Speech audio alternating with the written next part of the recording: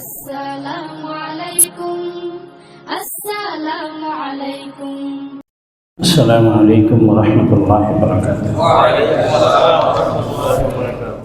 الحمد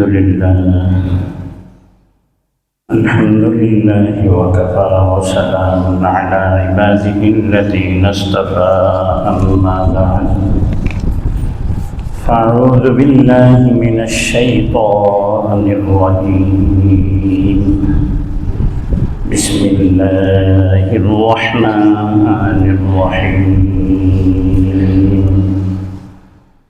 من عمل صالحا من ذكر أو أنثى وهو مؤمن فلنحيينه حياة طيبة ولنجزينهم أجرهم بأحسن ما كانوا يعملون. صدق الله المولانا العظيم. وقال صاحب الرسالة صلى الله عليه وسلم: هل تسمع نداء بالصلاة؟ قال: نعم. قال رسول الله صلى الله عليه وسلم: فأجيبوا، أو كما قال النبي صلى الله عليه وسلم. وصدق رسوله النبي الأمي الكريم، وصدق من الشاهدين والشاكرين، والحمد لله رب العالمين. حمد و تعریف اس خدا کی جس نے بخشا زندگی، حمد و تعریف اس خدا کی جس نے بخشا زندگی، درود سلام اس نبی پر جس نے سکھایا بندگی، بلغنا بكماله كشف الدجى بجماله، حسنت جميع خصاله، صلوا عليه وآله. اللهم صل على سيدنا ونبينا وشفيعنا وحبيبنا ومولانا محمد صلى الله عليه وعلى آله وأصحابه وبارك وسلم. الحمد لله ثم الحمد لله। আল্লাহ সুবহানাহু ওয়া তাআলা লাখো কোটি শুকর যে মহান পরওয়ারদিগার আলম আমাদের সকলকে আল্লাহর ঘরে আসার বসার, 2 রাকাত সালাতুল জুমাতুল ফরদিয়া আদায় করার জন্য যে তৌফিক মহান সত্তা দান করছেন, সর্বে সুজুদ হয়ে জবানান কালিমাতুশ শুকর আদায় করি বলে আলহামদুলিল্লাহ। আল্লাহ সুবহানাহু ওয়া তাআলার দরবারে দরখাস্ত পেশ করি, আল্লাহ আমাদের কয়েকখানা সালাতু সালাম পেশ করলাম, এই কয়েকখানা সালাতু সালামকে অগণিত গুণে অজস্র গুণে বৃদ্ধি করে আল্লাহর হাবিবের উপযুক্ত করে পূর্ণ মহাব্বতের সহিত সহি করে শুদ্ধ করে সোনার মদিনার মধ্যে হাদিয়ে দান। গুনাহমাফ চাচ্ছি সমস্ত মতো মুহাম্মদিয়া যারা দুনিয়া থেকে বিদায় নিয়ে গেছে, যারা দুনিয়াতে জীবিত আছে, কিয়ামত পর্যন্ত যত মুমিন মুমিনা দুনিয়াতে আসবেন, আল্লাহ সকলের সমস্ত গুনাহ মেহেরবানি করে মাফ করে দেন। আল্লাহ সকলকে জান্নাতি হিসেবে কবুল এবং মঞ্জুর করে দেন। আলহামদুলিল্লাহ সুম্মা আলহামদুলিল্লাহ। আমরা বিভিন্ন জুমায় বিভিন্ন আলোচনা শুনে থাকি। আসলে এখন দুঃখ এবং আফসোসের বিষয় এটা হচ্ছে এটাই, উলামায়ে কেরাম তাদের দিলের কষ্ট কেউ জাহের করতে পারে না, শুধু উলামায়ে কেরাম না, নবীরাও পারেন নাই। কবির জন্য এই ভাষায় বলে, দর্দ দিল কিসকো কহো ন কোই গমখার নেহি, दर्द दिल किसको कहो न कोई गमखार नहीं, आए खुदा तेरे सवा कोई मददगार नहीं। ওই জন্যই কি ভয়াবহ সমস্যা মানুষের মাঝে আসতেছে, মুসলমানের মাঝে আসতেছে, মুসলমান এটা আন্দাজা করতে পারতেছে না। সমস্যা যখন পতিত হবে, যদি আমি বলি আমি মুসলমান নই, এরপরও আমাকে সাথ দিবে না, এরকম পরিস্থিতি গেছে। ওই সময় যারা বুঝতে পারছে তারা বুঝতে পারছে, কিন্তু বাকি ইতিহাস তারিখ আমরা ভুলে যাই, যার কারণে গিয়ে আমরা আমাদের পুরানো অভ্যাসে রত হয়ে যাই। ওই জন্যই আজকে আমি আলোচনা করব, যদিও মুক্তাদা খবর থাকে, তো দুইটা পাঠ থাকে। আগে আমি পরের পাঠ আগে বয়ান করব, আগের পাঠ পরে বলবো ইনশাআল্লাহ তাআলা। আজকে যারা আমরা 5 ওয়াক্ত নামাজ পড়ি, তারা আমরা চলে আসছে, তাদের উদ্দেশ্যে আলোচনা প্রথম থাকবে। পরে যারা আমরা নামাজ থেকে গাফেল, তাদের উদ্দেশ্যে পরে আলোচনা থাকবে ইনশাআল্লাহ তাআলা। আমরা নামাজ যারা 5 ওয়াক্ত পড়ি, 5 ওয়াক্ত নামাজ পড়ার পরে বাকি নফল ইবাদতে আমরা রুজু হইতে পারি না। কিন্তু যদি আমরা দেখি আলেম বাদ দিলাম, যারা আগেকার সময়, এখনো অনেক আছে, নাই এটা বলবো না, এটা বলা ভুল হবে, এখনো আছে, কিন্তু সংখ্যায় অতি নগণ্য, এত কম সংখ্যা, যে সংখ্যা এত কম, এটা সংখ্যাটা বলা পর্যন্ত দুষ্কর হয়ে গেছে। ওই জন্যই আওয়ামুন নাস যারা আলেম না, আলেমের বাহিরে, তারা দেখা যাইতো ফজরের নামাজের পরে আসে যে কয়জন, তার মধ্যে অধিকাংশ থেকে যাইতো ফজরের নামাজের পরে তসবিহ তাহলিল আদায় করে 6 রাকাত এশাকের নামাজ পড়ে তারপর বেরিয়েছে। মাগরিবের নামাজ পড়ছে, তসবিহ তাহলিল আদায় করে 6 রাকাত আওয়াবিনের নামাজ পড়ে বেরিয়েছে। চাষটের টাইম হয়েছে, 6 রাকাত চাষটের নামাজ আদায় করতেছে। জিকির আজকার সকাল এবং সন্ধ্যা 1200 জিকির আদায় করতেছে। এই জিনিসগুলি এখন আমাদের থেকে এত কমতি হয়ে গেছে, এত কমতি হয়ে গেছে, যা বলার মতো না। এই জিনিসগুলি না করার কারণে কি সমস্যা হয়েছে?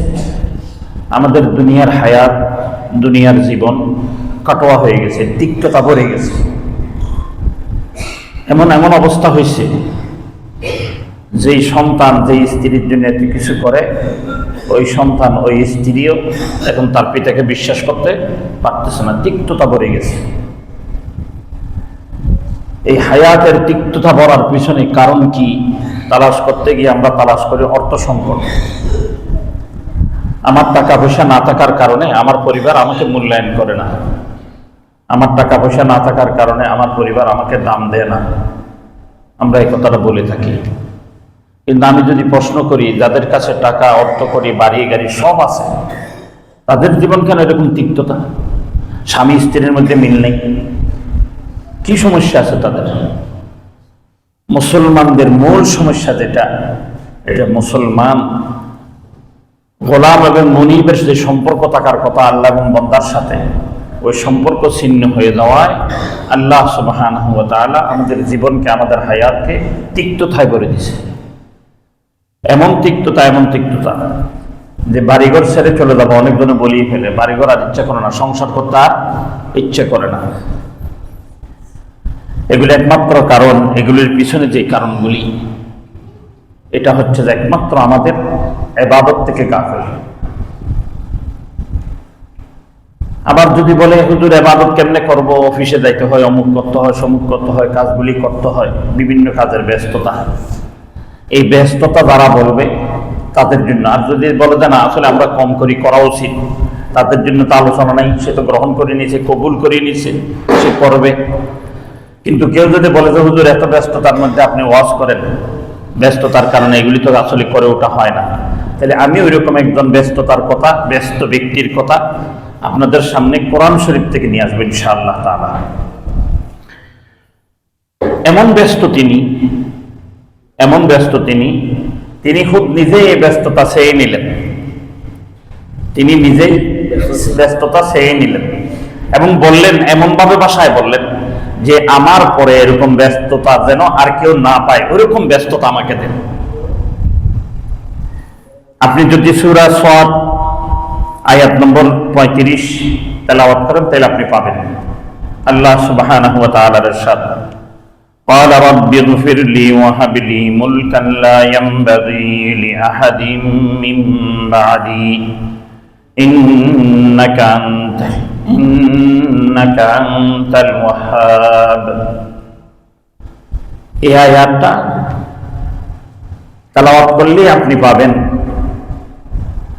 নবীদের মধ্যে জলিলুল কদর দামি নবী সুলাইমান আলাইহিস সালাতু ওয়াস সালাম, তার পিতাও ছিলেন বাদশাহ। যখন ওনাকে বাদশাহ ওনার হাতে আসবে তখন উনি দোয়া করতেছেন আল্লাহর কাছে, রব্বি গফিরলি, হে আল্লাহ, প্রথমে আমি আপনার থেকে আমার গুনাহ মাফ চাই নিচ্ছি, অর্থাৎ আমার বলা যদি ভুল হয় আমাকে কি করবেন, আপনি মাফ করে দিবেন। কিন্তু কি চাই আমি, ওয়াহাবলি মুলকান, আমার বাবারে যেরকম রাজত্ব দিয়েছেন ওইরকম রাজত্ব আমি চাই না, আমি এমন এক রাজত্ব চাই। ওনার বাবাকে দাউদ আলাইহিস সালাম, দাউদ আলাইহিস সালাম জালুত থেকে যখন ক্ষমতা তালুতে নিলেন, তালুতে ক্ষমতা কাকে দিয়ে দিলেন, দাউদ আলাইহিস সালামকে দিয়ে দিলেন। এই দাউদ আলাইহিস সালাম থেকে ক্ষমতা পাবে সুলাইমান আলাইহিস সালাম। এই সুলাইমান আলাইহিস সালাম বলতেছিলেন আমার বাবার যে ক্ষমতা ওইরকম ক্ষমতা আমি চাই না, কিন্তু আমি এমন এক ক্ষমতা চাই, লা ইয়ানবাগি লিআহাদিন মিন বা'দি, আমি যে ক্ষমতা চালাবো এই ক্ষমতা আমার পরে আর কেউ চালাইতে পারবে না, এরকম ক্ষমতার অধিকারে আমাকে করতে হবে। কারণ ইন্নাকা আনতাল ওয়াহ্হাব, আপনি একমাত্র দাতা, আপনি দিতে পারেন, আর কেউ দিতে পারবে না। তাহলে কিরকম রাজত্ব দিলেন?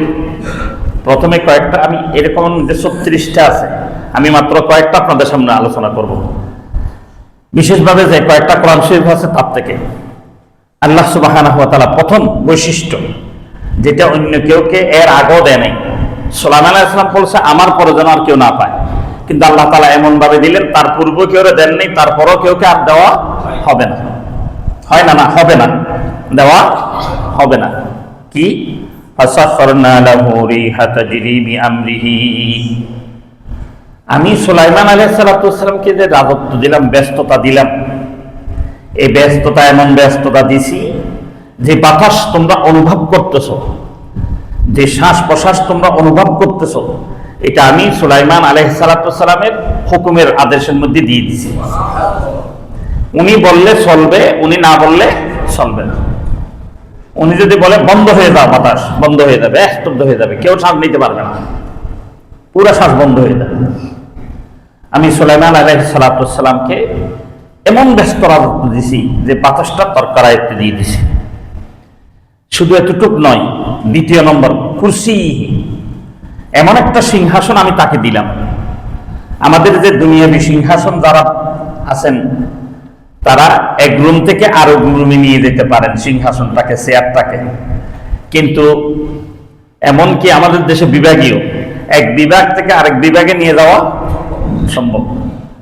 ওই বিভাগে গেলে ওনার জন্য আরেকটা চেয়ার বানানো হয়, কিন্তু সুলাইমান আলাইহিস সালামকে আল্লাহ তাআলা এমন একটা চেয়ার দিলেন, এমন একটা কুরসি দিলেন, এমন একটা সিংহাসন দিলেন, যে সিংহাসন কি হয়, গুদুহা শাহরুন ওয়া রাওয়াহুহা শাহরুন, এই পুরো সিংহাসন মন্ত্রী পরিষদ নিয়ে, সব এমপি মন্ত্রী সকলকে নিয়ে তিনি সকালবেলায় রওনা দিলে বিকেলে যে পৌঁছেন 1 মাসের রাস্তা।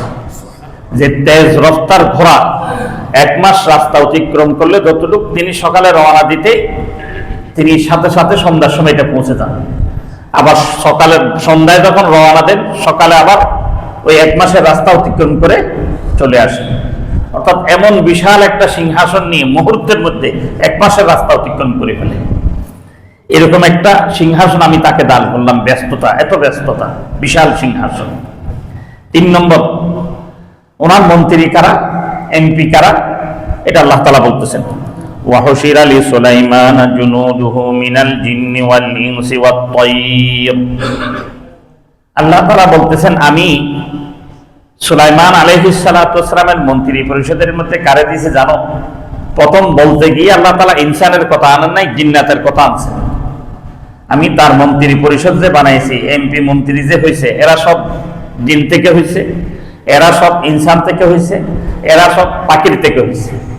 আপনি বলবেন পাখি, হ্যাঁ পাখি হচ্ছে যে আপনার পানি মন্ত্রী ছিল, পানি মন্ত্রী আছেন আমাদের দেশে, হ্যাঁ পানি মন্ত্রণালয়ের মন্ত্রী ছিলেন কে? পাখি। সে পাখি কি?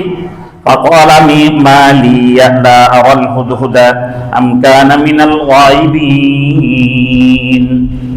সুলাইমান আলাইহিস সালাম একদিন বলতেছে, মালি কি হইল, লা আরাল হুদহুদা, হুদহুদকে দেখা যাচ্ছে না। হুদহুদ এটা একটা পাখি, এই পাখি ছিল পানি মন্ত্রী। আম কানা মিনাল গায়বিন, এই মুহূর্তে সেই সময় ভাইলো অদৃশ্য হওয়া, চলে যাওয়া, কত বড় সাহস! জরুরি একটা ডিসিশন নিব এখন আমরা, এই সময় চলে গেল।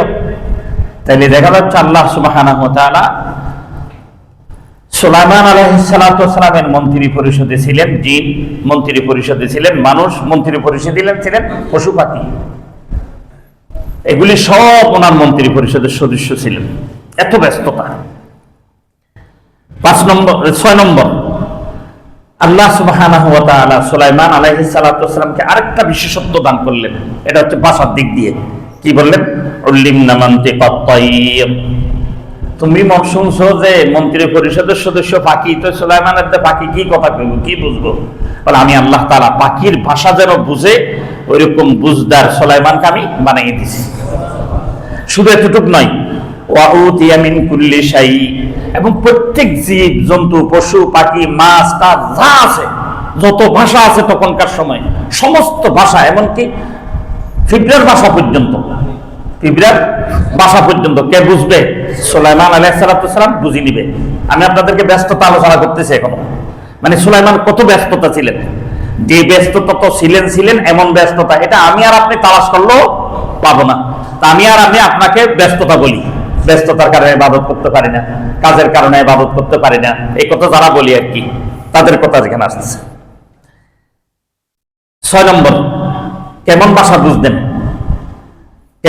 বুঝতেন, আবার সিংহাসন কেমন ছিলেন তিনি? ক্বালাত নামলাতু ইয়া আইয়ুহান নামলাতু উদখুলু মাসাকিনাকুম।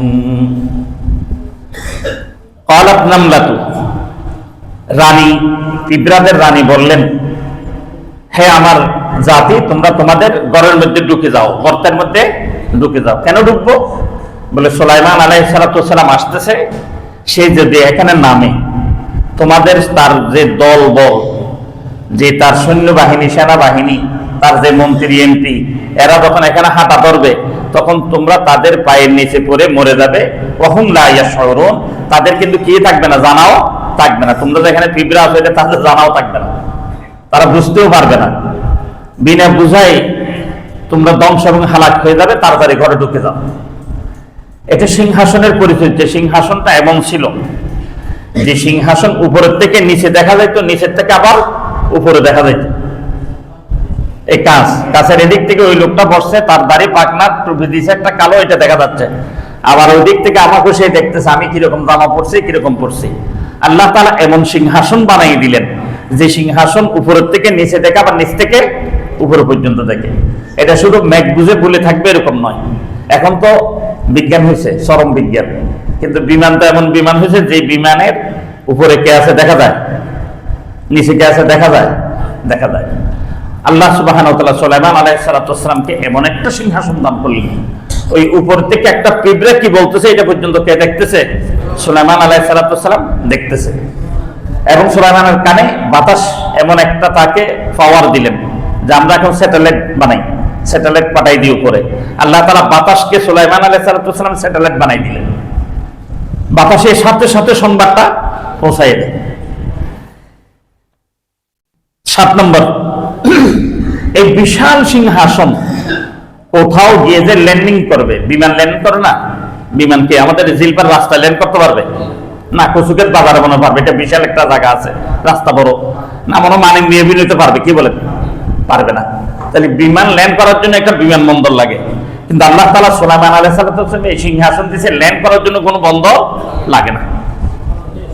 বিনা কোনো ভিসা ছাড়া যেখানে মনে চায় যদি যেই পারে চলে আসবে। এখন সুলাইমান আলাইহিস সালাম দিলবার আসবে, সকল সৈন্যবাহিনী নিয়ে এখানে চলে আসতে পারবে, ওখান থেকে নেমে।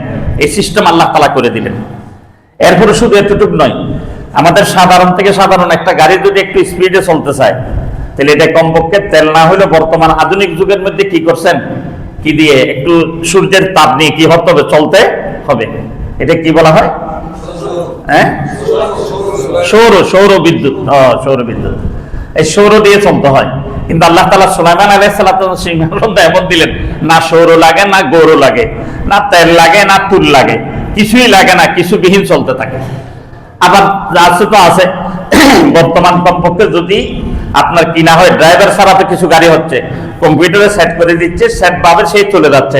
বলছে এরকম কম্পিউটারে সেট করা নাই, বিনা কম্পিউটারে সেট করা, বিনা ড্রাইভার বিহীন সুলাইমান আলাইহিস সালাতু ওয়াসসালামের এত বড় সিংহাসন, যেখানে মনে চায় ওখানে চলে যাচ্ছে। আরো আছে, আমি আরো বলবো নি, বললে তো সময় চলে যাবে, আমাকে আপনারা ইজাজত দিবেন না তো। আমি যে শুধু এতটুকু কথাটাই বলি, ইনশাআল্লাহ আমি আপনাদেরকে আসরের পর পর্যন্ত করাই যাবো। কি বল, জুমা আসরের নামাজের সাথে বললে তো ভালো হয়। তো এই জন্যই এতটুকু আজকে থাকতে। তাহলে ব্যস্ততা, সুলাইমান আলাইহিস সালাতু ওয়াসসালাম কত ব্যস্ততা ছিলেন। ওনার এমন কিছু ক্ষমতা ছিল যে ক্ষমতাগুলি আমার আর আপনার নাই, এরকম ব্যস্ততাগুলি আমার আর আপনার নাই। উনি সারা রয়ে জমিনের, যত জমিনের মধ্যে যত জায়গা ছিল, যত মখলুক ছিল, সমস্ত মখলুকের বাদশা। কি আমাদের প্রধানমন্ত্রী গরুর প্রধানমন্ত্রী নাকি? আমার প্যারেস করে নিয়ে যাবে আজকে, এটা কইছি আর তারিখ দিয়ে গরুর প্রধানমন্ত্রী কইছো তুমি। আমি এটা বলিনি, আমি বলছি সুলাইমান আলাইহিস সালাম গরুর প্রেসিডেন্ট ছিলেন, ছাগলেরও ছিলেন এবং মাছেরও ছিলেন। উনি সমস্ত মখলুকের প্রেসিডেন্ট ছিলেন। আল্লাহ সুবহানাহু ওয়া তাআলা কোরআন শরীফে এটা বলে দিয়েছে, সমস্ত মখলুকের। যেখানে মানুষ নাই, জীবজন্তু আছে, এরকম আছে কি নেই? আফ্রিকার গহীন জঙ্গল, মানুষ আছে, এখানে কি জীবজন্তু আছে না? তাই এখানে বাদশা যাইতে হবে না? সুলাইমান আলাইহিস সালাম ওই গহীন জঙ্গল পর্যন্ত চলে গেছেন, তার পুরো লাশ লস্কর নিয়ে, সিংহাসন নিয়ে চলে গেলেন। এটাই হচ্ছে সুলাইমান আলাইহিস সালামের ব্যস্ততা। এত ব্যস্ত থাকার পরও, এত ব্যস্ত থাকার পরও, এত ব্যস্ত থাকার পরও আল্লাহ সুবহানাহু ওয়া তাআলা সুলাইমান আলাইহিস সালামের একটু করে আল্লাহ বুলা হওয়ার কারণে কি করলেন, এটা একটু কোরআন শরীফে দেখি। ইন্নী আহবাবতু হুব্বাল খায়রি আনির যিকরি রাব্বি। একদিন সুলাইমান আলাইহিস সালাম তার সিংহাসনে একটু চিন্তা করতেছিলেন। আমি অনেক সময় আপনাদেরকেও বলছি, আমাদের মসজিদ পরিচালনা কমিটি যখন ইমাম সাহেবের রুমে গিয়ে বসে, ওই ইমাম সাহেব রুমের মধ্যে বলে যে আপনারা এত সুন্দর একটা রুম দিবেন, এটা আমি কল্পনাই করিনি। আমি অনেক সৌভাগ্যবান যে জিলফার বাসী মসজিদ পরিচালনা কমিটি আমাকে এরকম একটা এসিওয়ালা টাইলস করা সুন্দর একটা রুম দিয়েছে। কৃতজ্ঞতা আদায় করার, শুকরিয়া আদায় করি।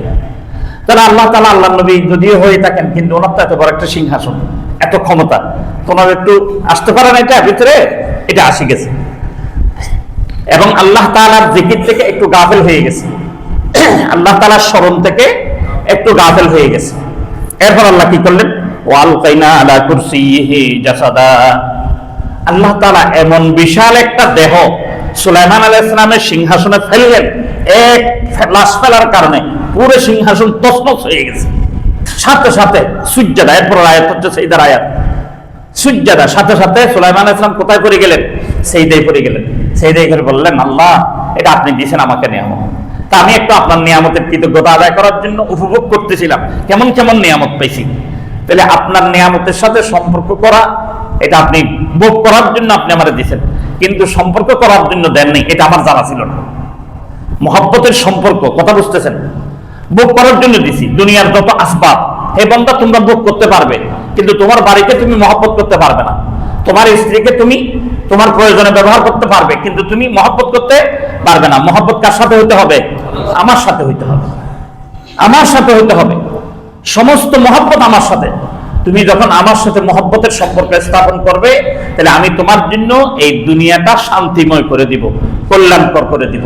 আর যদি তুমি আমার সাথে সম্পর্ক না করো, তুমি তোমার স্ত্রীর সাথে সম্পর্ক করো, তুমি স্বামী স্ত্রীর মধ্যে আমি অর্ঘ লাগাই দিব। তুমি যদি আমার সাথে মহব্বত সৃষ্টি করো নাই, সৃষ্টি করছো তোমার ছেলের সাথে, তোমার মেয়ের সাথে, আমি তোমার ছেলে মেয়ে দিয়ে তোমাকে অর্ঘ সৃষ্টি করে দিব। তোমার মধ্যে, তোমার ছেলে মেয়ের মধ্যে কোনো মিল থাকবে না তখন। কারণ যতক্ষণ তুমি মহব্বতের আমার হকদার, আমি মহব্বতের হকদার, কারণ আমি তোমার থেকে খানাও চাই না, পাইনাও চাই না, কোনো কিছু আমার দরকার নেই। কোনো কিছু যখন আমার দরকার নেই, তাহলে আমার যেটা দরকার এটা তুমি আমাকে দিতে হবে না। এটা কি জিনিস? মহব্বত। মহব্বতের উল্টা পিঠ কি? ইবাদত। মহব্বতের উল্টা পিঠ কি? ইবাদত। মহব্বত এটা প্রকাশ পাবে কেমনে? আমি আল্লাহকে মহব্বত করি, এটা প্রকাশ পাবে কি দিয়ে? ইবাদত দিয়ে। যে যত বেশি ইবাদত করবে ফরজ ইবাদতের পরে, আমি কথা ছিল কিন্তু নফল, যারা ফরজ ইবাদত করতেছে তাদের জন্য, যারা ফরজ ইবাদত করতেছে তাদের জন্য, ফরজ ইবাদত করার পরে নফল ইবাদত যে যত বেশি করবে তার দুনিয়া তত বেশি সুন্দর হবে। বলেন হুজুর গপ্প করার জায়গা পান না নাকি? আমরা কি কম ইবাদত বন্দী করি নাকি? আমি অনেক ইবাদত বন্দী করি, কই আমার তো হইল না এত সুন্দর, আপনি যে বক বক করেন। তাহলে আমার কথা বিশ্বাস না হইল, আল্লাহ তাআলার কথা যদি বিশ্বাস না হয় তাহলে তার কিছু করার থাকবে না, তখন আমার কথা বিশ্বাস হবে না। আল্লাহ তাআলার কথা বিশ্বাস হইলেই তো মুমিন, না হইলে তো কিসের মধ্যে পড়তেছেন এটা ধরে নেবেন। এই কথাটা আমি আমার থেকে বলতেছি না, আল্লাহ সুবহানাহু ওয়া তাআলা বলছেন, ওখান থেকে আমি আপনাদেরকে উদ্ধৃতি করতেছি। এটা হচ্ছে সূরা নামল আয়াত নম্বর 97। আল্লাহ তাআলা বলেন, মান আমিলা সালিহান মিন যাকারিন আও উনসা ওয়া হুয়া মুমিন ফালানুহিয়ান্নাহুম হায়াতান তাইয়্যিবা, ফালানুহিয়ান্নাহুম হায়াতান তাইয়্যিবা, তিনটা শব্দ, ফালানুহিয়ান্নাহুম হায়াতান তাইয়্যিবা। মান আমিলা সালিহান মিন যাকারিন আও উনসা ওয়া হুয়া মুমিন, মুমিন হওয়ার পর, ঈমানদার দাবি করার পর কোন মুমিন যদি মহিলা হোক আর পুরুষ হোক, সে যত বেশি নেক আমল করবে, যত বেশি নেক আমল করবে, যত বেশি নেক আমল করবে, আমি আল্লাহ সুবহানাহু ওয়া তাআলা ফালানুহিয়ান্নাহুম হায়াতান তাইয়্যিবা, আমি তার দুনিয়ার জিন্দেগিকে, দুনিয়ার হায়াতকে এত সুন্দর করে দিব, এত সুন্দর করে দিব, তার মনে হয় এটাই মনে হয় জান্নাত, এটাই মনে হবে জান্নাত। আর যদি বান্দা নেক আমল না করে, নেক আমল না করে, নেক আমল না করে, আমার সাথে মহব্বতের সম্পর্ক না করে, আমি বান্দার হায়াত কেমন তিক্ততা করে দিব। সবচেয়ে বেশি ভালোবাসার জায়গা স্ত্রী, স্ত্রী তার জন্য খারাপ হয়ে যাবে। সবচেয়ে বেশি ভালোবাসার জায়গা হচ্ছে যে তার সন্তান, সন্তান তার জন্য খারাপ হয়ে যাবে। সবচেয়ে বেশি ভালোবাসার জায়গা হচ্ছে তার মা, তার মা তার জন্য খারাপ হয়ে যাবে। সবচেয়ে ভালোবাসার জায়গা হচ্ছে তার জন্য বাবা, তার বাবা তার জন্য খারাপ হয়ে যাবে। আমি এমন খারাপ করে দিব, এমন খারাপ করে দিব, সে বলবে এখন আমার ফাঁসি খাওয়া ছাড়া, বিষ খাওয়া ছাড়া আর কোন দ্বিতীয় রাস্তা নাই, আত্মহনন করার জন্য বসে যাবে। বন্ধু, আমি তোমার হায়াতকে, তোমার জীবনকে এত তিক্ত করে দিব। যদি তুমি তোমার হায়াতকে মিষ্টে ভরা করতে চাও, মিষ্টান্ন করতে চাও, হায়াতকে সুন্দর করতে চাও, তাহলে তুমি আসো ইবাদতে। এখন বলবেন না অনেকজনে, হুজুর আপনি তো বলতেছেন যারা ফরজ ইবাদত করে তাদের জন্য নফল ইবাদত, আমরা তো ফরজই করি না। আমি তো ফরজই করি না। আল্লাহ সুবহানাহু ওয়া তাআলা আল্লাহর নবীর মাধ্যমে ঘোষণা করে দিচ্ছেন, যারা ফরজ ইবাদত আদায় করবে, নফল ইবাদত আদায় করবে, আল্লাহ সুবহানাহু ওয়া তাআলা তাদের রিজিক কিভাবে ব্যবস্থা করবে। হাদিস শরীফে আল্লাহ নবী বলেন, আন ইবনে ওমর রাদিয়াল্লাহু তাআলা আনহু, ওমর ইবনে আল-খাত্তাব রাদিয়াল্লাহু তাআলা আনহু قال سمعت رسول الله صلى الله عليه وسلم يقول لو أن تتوكلوا على الله فهو حق توكله ورزقهم كما يرزق الطير। ওমর ইবনে আল-খাত্তাব রাদিয়াল্লাহু তাআলা আনহু বলেন, আমি রাসূলুল্লাহ সাল্লাল্লাহু আলাইহি ওয়াসাল্লাম থেকে শুনেছি, যে ব্যক্তি তাকওয়ার উপর, অর্থাৎ আল্লাহ তাআলার ইবাদতের উপর পাকাপোক্ত হতে পারবে, আল্লাহ রাব্বুল আলামিন তার রিজিকের ব্যবস্থা করবে। যেরকম পাখির রিজিকের ব্যবস্থা আল্লাহ তাআলা করে থাকেন, বান্দার রিজিকের ব্যবস্থা আল্লাহ তাআলা এরকম করে দিবেন। তো ব্যস্ততা তো রিজিকের জন্য, ওই জন্যই তো নফল ইবাদত দূরের কথা, ফরজ ইবাদত পর্যন্ত আদায় করতে পারি না। এই ফরজ ইবাদত আদায় করার পর যে ব্যক্তি নফল ইবাদত আদায় করবে, আল্লাহ সুবহানাহু ওয়া তাআলা তার রিজিকের এমন ভাবে ব্যবস্থা করবেন। কি বলেন, পাখির ব্যাংক আছে, ব্যাংক ব্যালেন্স আছে, ব্যাংকে টাকা রেখে মাসে মাসে উঠে খেতে হয়, কি উঠে লাভ, বলে এটা তো ব্যবসার মতো। এটা কথা আমি আর আপনি আজকে বলতেছি না, এটা কথা 1400 বছর আগে যখন কোরআন শরীফ নাযিল হয়েছে সুদের ব্যাপারে, তখনকার মুসলমানরা বলেন নাই, কাফেররা বলছেন এটা তো কোনো সুদের ব্যবসা, এটা হচ্ছে ব্যবসার মতো, এটা তো ব্যবসার মতো, ব্যবসার মধ্যে টাকা লাগাইলে এরকম লাভ আসে, এখানেও লাভ আসতেছে, লাভটা খাইতেছি। তাহলে এখন বলেন, পাখিরা ব্যাংকে টাকা রেখে লাভ খায়, ব্যবসা করে, দোকান আছে, মিল ফ্যাক্টরি করে, কারখানা করে, না কোনো কিছু করে। সকালে যখন বের হয় পুঁজিবিহীন বের হয়, কোনো পুঁজি নেই। যখন সন্ধ্যায় ঘরে ঢুকে তখন পেট ভরে ঢুকে। আল্লাহ তাআলা বলতেছেন, যে বান্দা আমার সাথে সম্পর্ক করবে, আমি তোমাকে বলে দিলাম, শুনে রাখো, পাখি যেরকম সকালবেলা পুঁজিবিহীন বের হয়ে যাচ্ছে, কোনো কিছু বিহীন বের হয়ে যাচ্ছে, সন্ধ্যাবেলায় পেট ভরে ঘরের মধ্যে ঢুকতেছে, শান্তির সাথে এসে আওয়াজ হাসি খুশি দিছে। সকালে যখন যাচ্ছে আওয়াজ করতেছে, যাচ্ছি যাচ্ছি, চলো আসো সবাই যাই, গেছে, খাইয়ে দিয়ে সন্ধ্যা আসার সময় আবার কেঁচে আবার আওয়াজ করে। দেখবেন পাখিরা সকালবেলায় এক আওয়াজ করে, সন্ধ্যায় আবার আওয়াজ করে, সকালে আওয়াজ করে, চলো চলো আমরা রিজিকের সন্ধানে বের হয়ে যায়। সন্ধ্যায় যখন আসে তখন তারা বলে যে আলহামদুলিল্লাহ, আজকে আল্লাহ তাআলা আমাদেরকে উত্তম রিজিক দান করছেন, উত্তম রিজিক দান করছেন, চলো এখন ঘুমিয়ে যায়। রাত্রে পুরো নিচে আপ হয়ে গেছে, ঘুমিয়ে গেছে, পেট ভরে খেয়ে দিয়ে সারা রাত্রে ঘুমের মধ্যে চলে গেছে।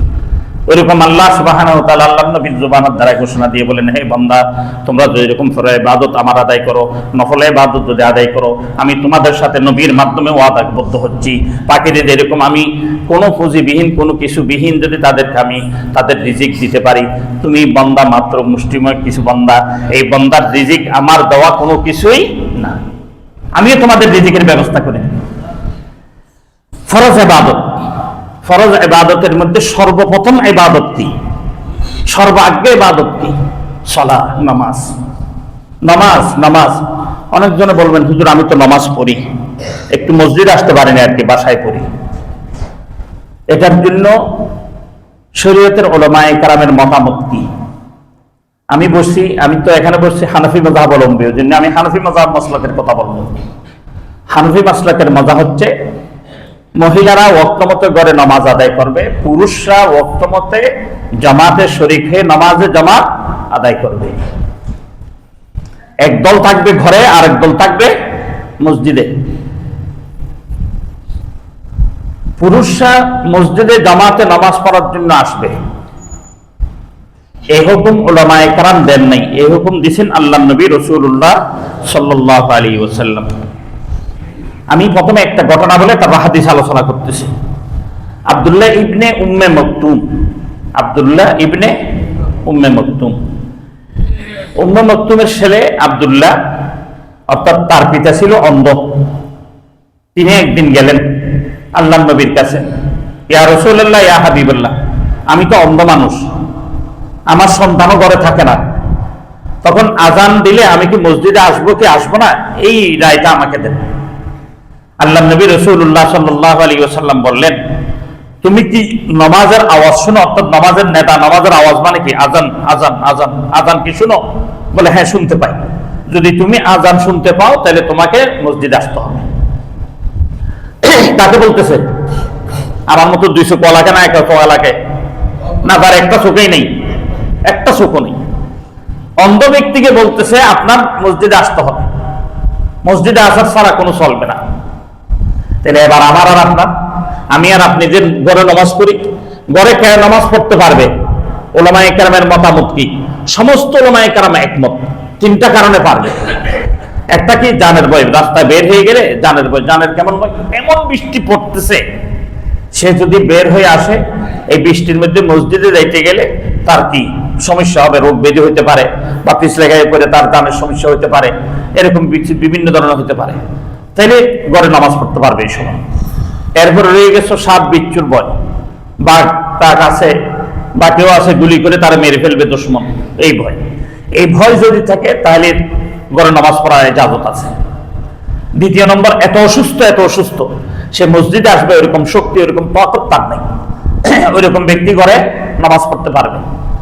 তৃতীয় নম্বর, এমন বাদশা, যে বাদশা মসজিদে কেউ নামাজ পড়তে দিচ্ছে না। যেমন নাকি আমাদের পার্শ্ববর্তী রাষ্ট্র, নির্বাচন হয়ে গেছে মাত্র ঘন্টা 3 হয়েছে, ঘন্টা 3 যাইতে পারে নাই, এর মধ্যেই এমন ভাঙ্গি মুসলমানকে মারা আরম্ভ করলো, এগুলি আমাদের মিডিয়াও ধরে না। কিন্তু এখন বাংলাদেশে যদি একটা হিন্দু মারামারি করে, এটা মুসলমানের মারে লেছে, মারছে কে? ভাই ভাইয়ের জমিনের মারামারি হয়েছে, এটি কার ঘরের উপর ছড়াই দেয়? হেই মুসলমান, কুফাল পড়া মুসলমান, কমবক্ত মুসলমান, তোর মতো মুসলমান না হয় তুই মুসলমান কেন পরিচয় দাও? মুনাফিক।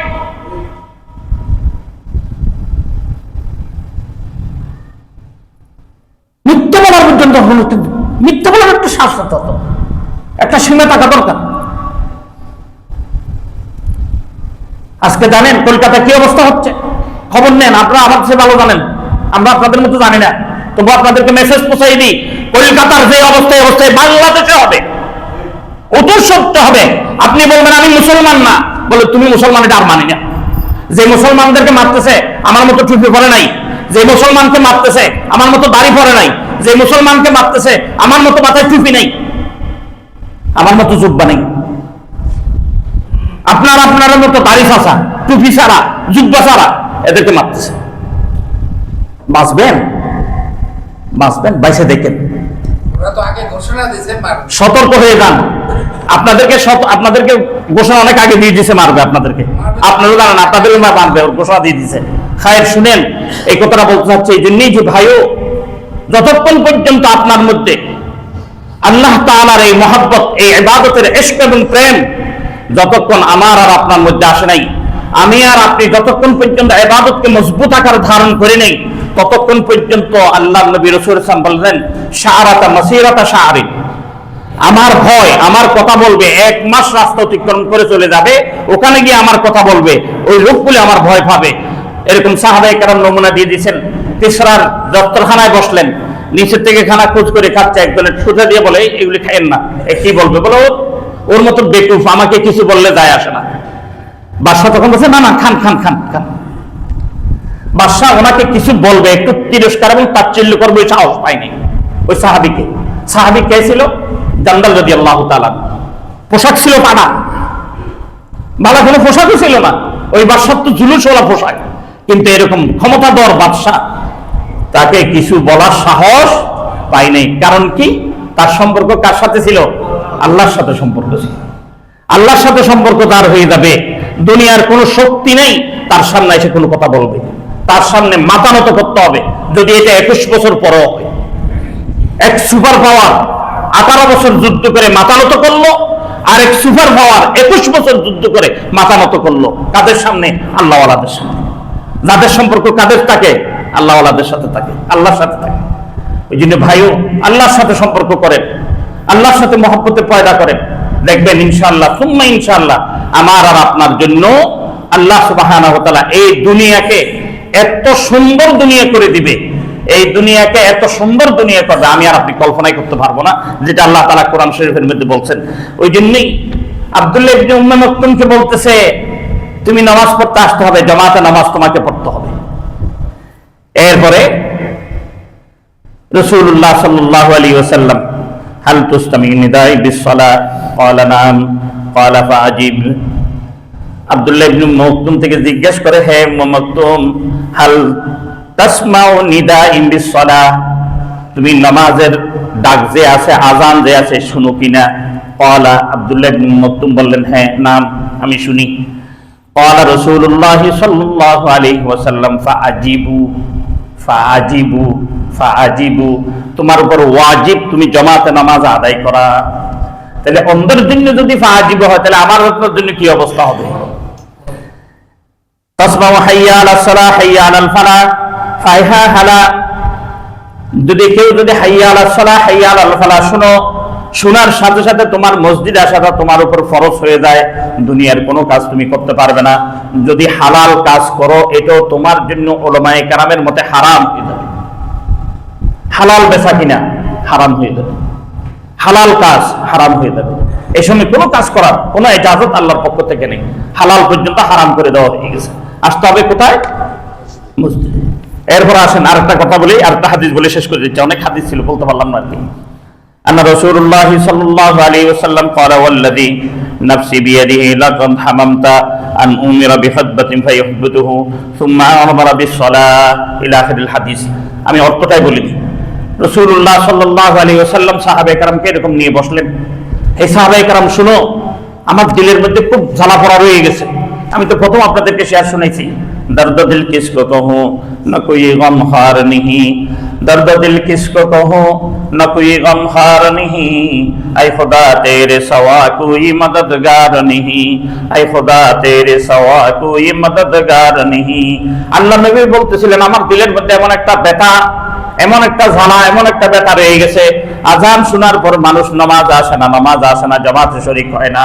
আমার মনে হয় আমি জওয়ানদেরকে, যুবকদেরকে বলি, হে লাকড়ি জোগাড় করো। সবাই যখন লাকড়ি জোগাড় হয়ে যাবে, তখন আমি বলবো, হে তুমি ইমাম সাহেব তুমি নামাজ পড়াও, হে যুবক তোমরা আমার সাথে আসো, তুমি এই ঘর জ্বালাইয়ে দাও, তুমি ওই ঘর জ্বালাইয়ে দাও, তুমি ওই ঘর জ্বালাইয়ে দাও, তুমি ওই ঘর জ্বালাইয়ে দাও। আমি সমস্ত যারা বেনামাজি রয়ে গেছে তাদের ঘরগুলি কি করে দিতাম? জ্বালিয়ে দিতাম, তাদের ঘরগুলি জ্বালিয়ে দিতাম। কিন্তু কেন জ্বালান নাই ইয়া রাসূলুল্লাহ?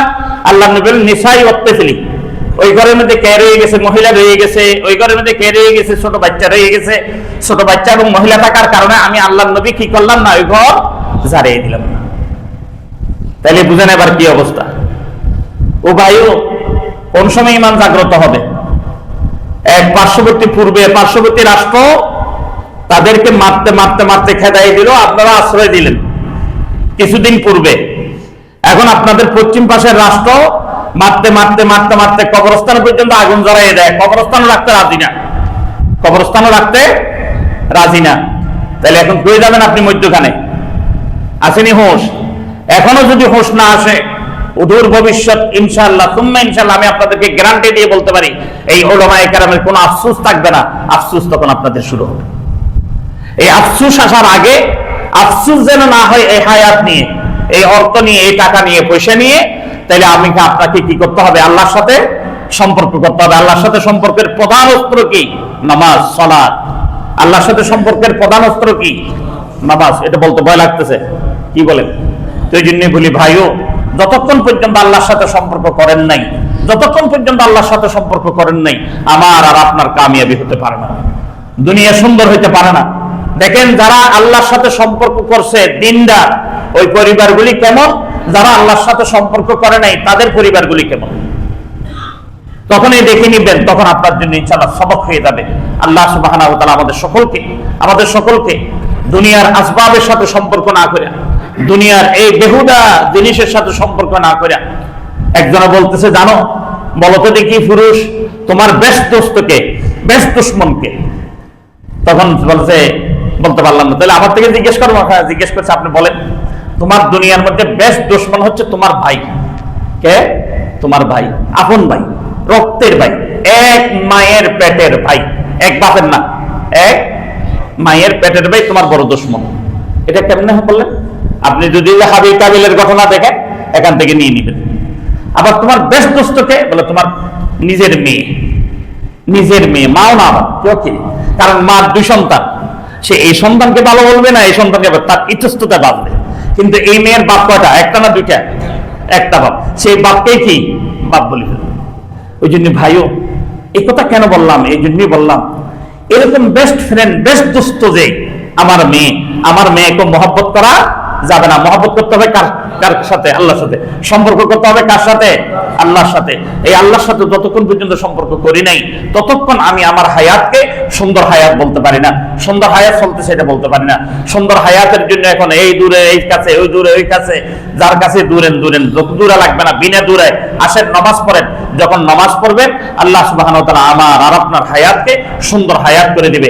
আমি বলতেছি না, আল্লাহ তাআলা বলতেছেন। সূরা নামল আয়াত নম্বর হচ্ছে 35 নম্বর আয়াত।